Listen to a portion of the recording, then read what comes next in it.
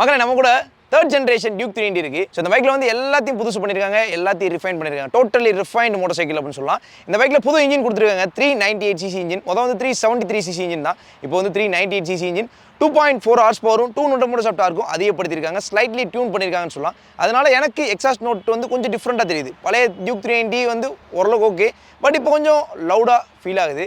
Exhaust note கேட்போம். So ideal நோட்லேயே ஒரு சின்ன பீட் ஃபீல் ஆகுது. 2000 RPM, 4000 RPM, 9000 RPM.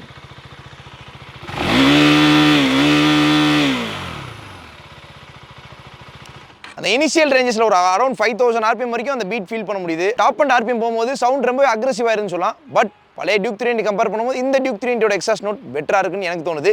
உங்களோட கருத்துக்கள் என்ன அப்படின்றத கமெண்ட்ஸை சொல்லுங்கள்.